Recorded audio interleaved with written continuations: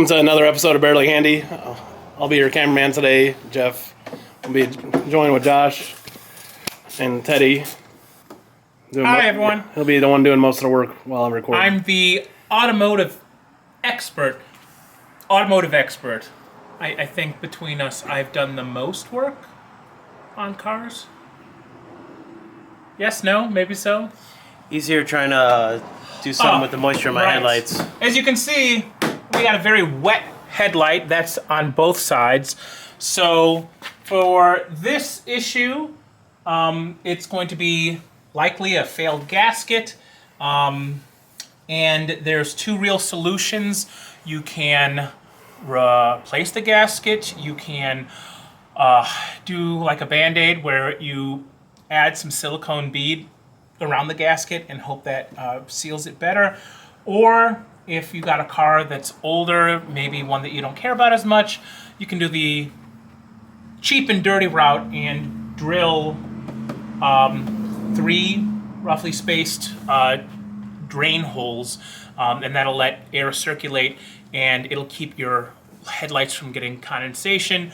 Of course, you've got holes in your headlights now, but as long as they're in a spot that's unobtrusive and underneath, you shouldn't be getting excess water in there from rain or things like that. Or, of course, there's the other option, replace the entire headlight assembly, which is pretty expensive. I know because I tried to do that for these originally, and they are expensive.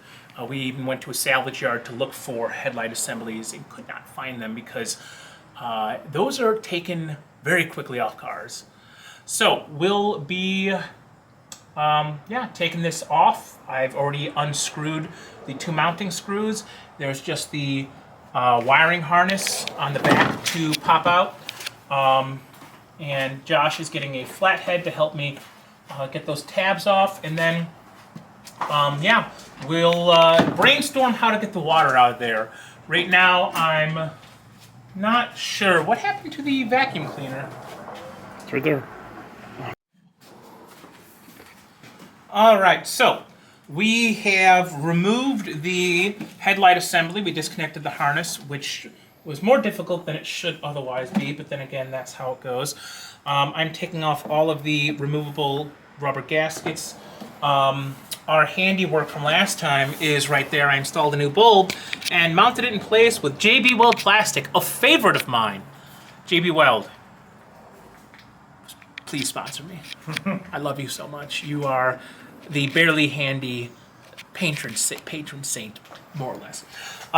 What I'm thinking right now is to use the vacuum cleaner we have on reverse and blow air in here, probably put the gasket on here and blow it out the bottom, and run that until we have gotten most of this out. And it should work fairly well, hopefully. Barely. I hope it works. Let's just say that. So in a second, we're going to get that going. It's going to be pretty loud, so we might cut until we have succeeded or failed. So we'll see you in a second.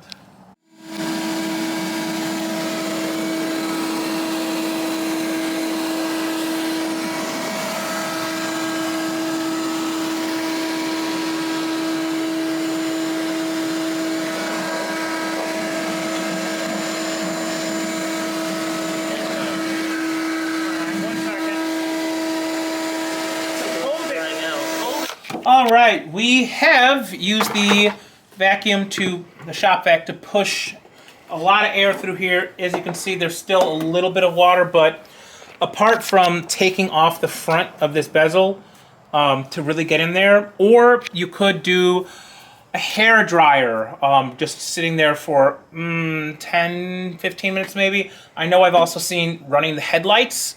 Unless you have LED lights, they'll get warm, and eventually if you take these back gaskets off, it will get this clear of condensation. We're not going to do that because we're lazy.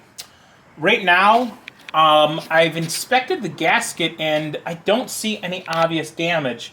There is a little bit of an air leak around this bus connector, but I mean, that's like that from factory. So to prevent this issue from happening again, I'm going to be drilling 3 1/4-inch holes here.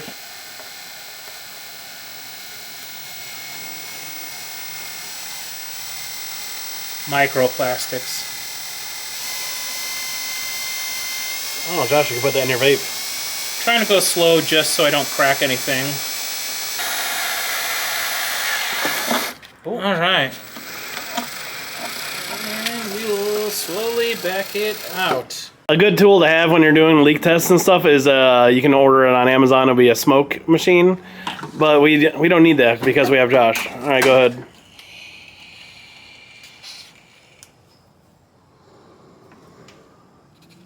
It works. Here. Here, give it another toss, Josh. Oh, jeez. Yeah, get lightheaded. You like vaping, though. Yeah. There you go. Not at all. Oops, I said the F word. Canceled. Edit. Cut. Bleep that out. Oh yeah, I forgot I have a new editing technique.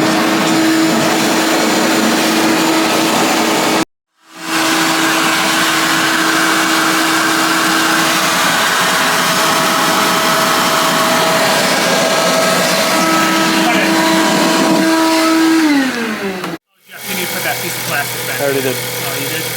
You want to...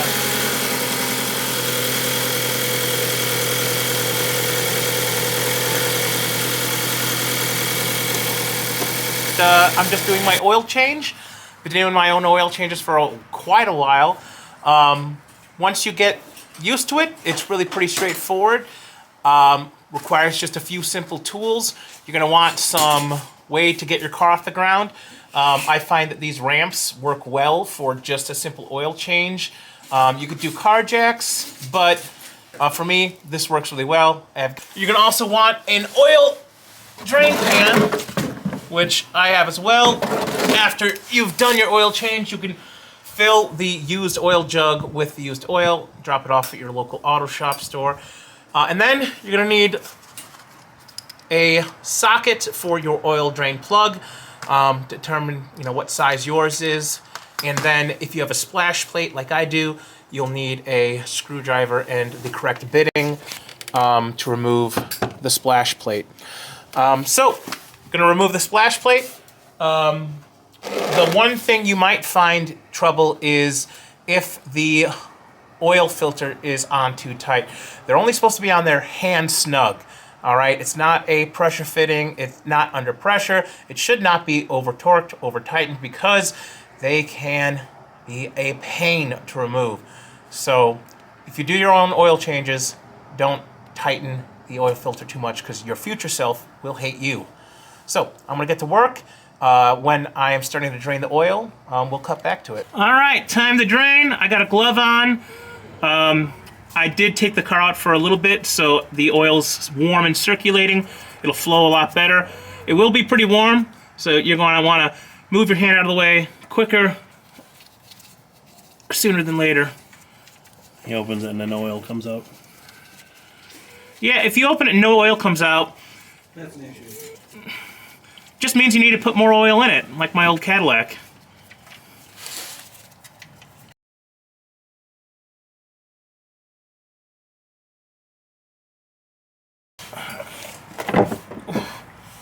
Pretty warm. Smells like oil. It smells like hot oil, yeah. Looks dirty, but it doesn't look sparkly. I've had issues with sparkly oil before. Problematic. There's just little bits of engine, It's breaking in. self-clearancing. Yeah. Yeah.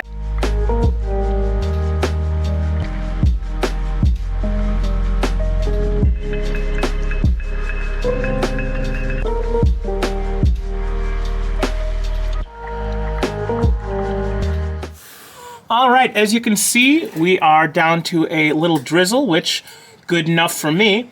Replacing the oil plug. Most oil plugs will have a magnetic part of the tips. You can see if there's any sparklies there. We're good to go.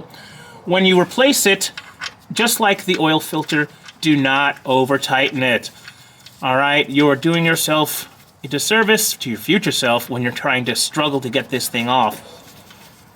So again, you're tightening it, and you really only need to go finger tight. So oil filter is very, very hot, and I have the old red Solo cup full of cold water. I am just going to push it around the oil filter and let it sit there for a minute or so. Hopefully, that way I can actually get a hand on it without hurting my hand, and hopefully cooling it off will help at least a little bit in getting it a little bit looser. You might remember from science class that most things expand when they're heated. Metal. Remember me telling you how not to tighten the oil filter? Well, this one is not coming off. Now, you can do the old hammer or screwdriver through a trick, but we went out and grabbed an oil filter bit. See if we can get it off this way. If not, we're gonna have to do the old ground and pound with a screwdriver.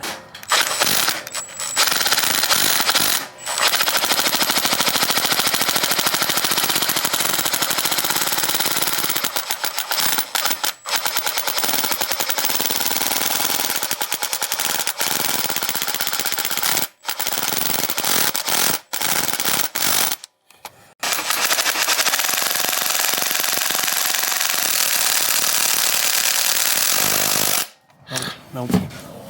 Well, god damn it. Where'd I put that screwdriver? Wherever you put it. Can't have been that far away. You rolled over and put it down.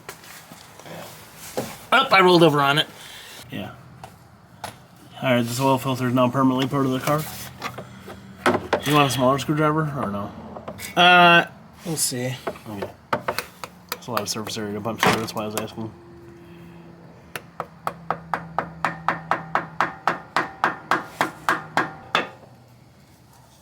You punctured it.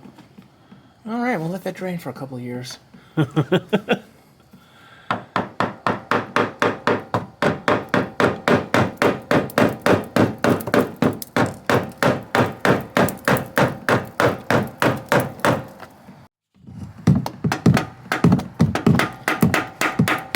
Huh.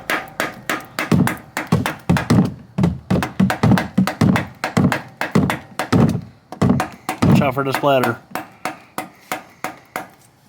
Oh. Oh, god damn it, there is splatter. Yes, it's splattered all over my hands. There we go.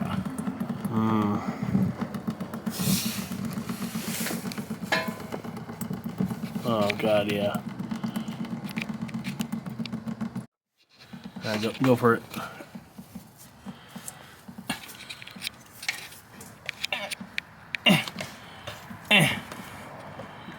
Just use your hand now. Oh, don't use your hand though.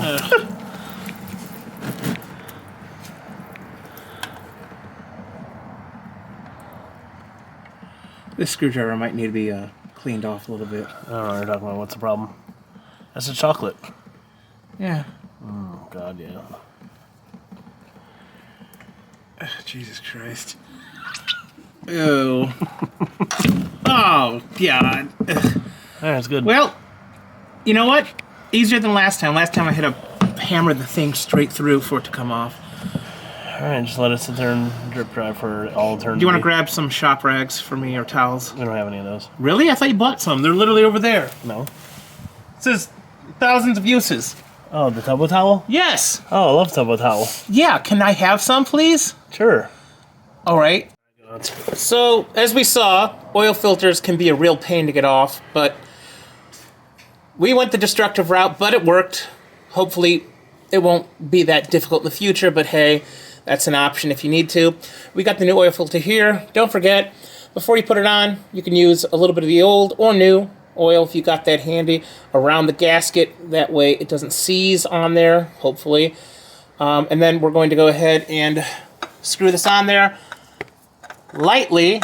We're not going to over tighten it because that would be bad for future me when I want to do this next oil change in a couple months. We're gonna get the impact driver and tighten it all the way on, right? So I'm going to do just hand tight. Oh.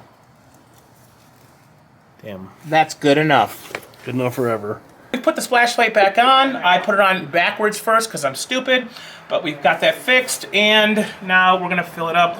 We need 5.7 quarts. This is 5 quarts, so it'll be this entire container, and then a little bit of the other one. We are doing a spark plug change on a 2019 Ford Fusion. This is the, 2-liter V4, I believe, straight V4. It's much like a lot of Ford engines mounted sideways, which is great because the spark plugs are on top. They're easily accessible. We have to do just a few things to get to them. For this job, you'll need some spark plugs. I got ones that are pre-gapped, but of course, always check your gaps just in case. You're gonna need a spark plug socket. Gotta get that out. First thing you're gonna do is you're gonna need to do some disconnecting up here to get this out of the way. There is these 2 buttons right here, push down. Let me get a little bit better. And that comes off, and then you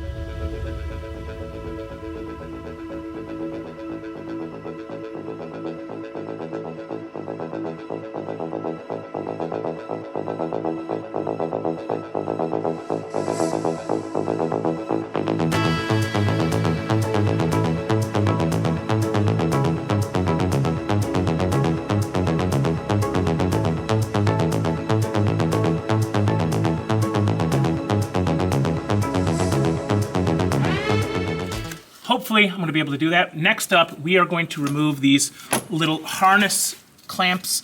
They're plastic. They don't have any screws, but they just keep these harnesses in place, and they are over the studs on the coil packs. Next up, we're going to disconnect and unscrew these bolts, and then we're going to take our coil packs out. Here's your coil packs, 1, 2, 3, 4. You can disconnect them, but for just a spark plug change, we're just going to leave them connected and give it a light twist and a pull, and just like that, they will pop on out.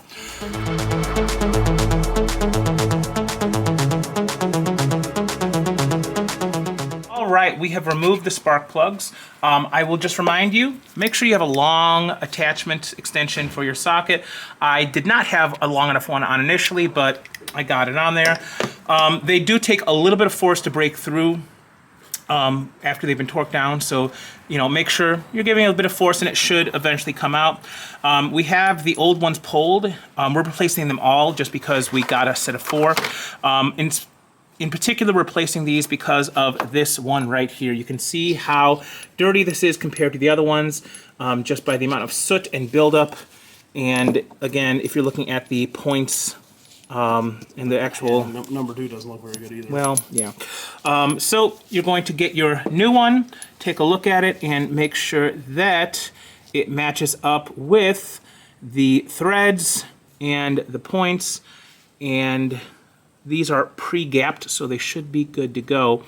With these in there, and we're going to hand tighten them because you want to make sure you're not cross-threading these. Once you've got them in there, then we're going to get them seated, not all the way, because you want to torque these down properly. If you over-torque them, you will snap these off, and these are a bitch to get out, even if they're on top here. So we're gonna go ahead and get these in by hand. We're going to tighten them down a little bit, and then we'll come back with the torque wrench and talk about the specs and how to get these torqued in there properly. All right, so we have hand tightened these spark plugs. We have our torque wrench on here. This is an old school mechanical one. It's set to 10 foot-pounds, which is about where this needs to be. So let us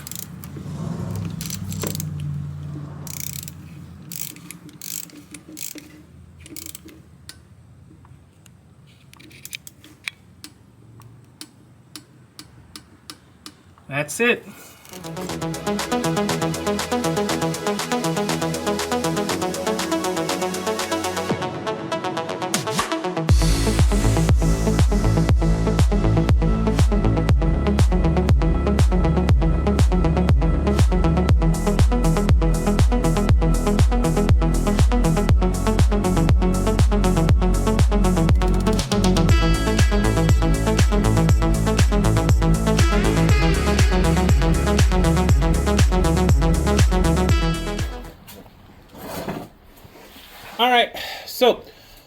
going to crank her over, make sure it starts, let it idle for about 5 minutes.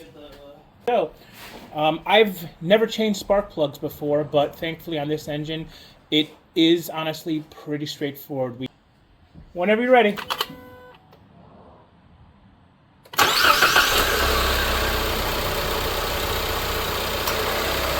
Well, it runs. That's good. All right. Well, we cut away from it, but we let it run for a few minutes, turned it off, let it run again. No issues right now. Seems to be running just fine. No codes popping up. So for now, we're going to call it that success. Spark plugs changed. The cylinder that was having issues is running good now. So we'll call it a success. So if you're interested in this sort of thing, make sure you check us out at Barely Handy. We do housework, automotive work, and you know what? It just goes to show, even if you're barely handy, sometimes that's good enough. Until next time, we'll see you around.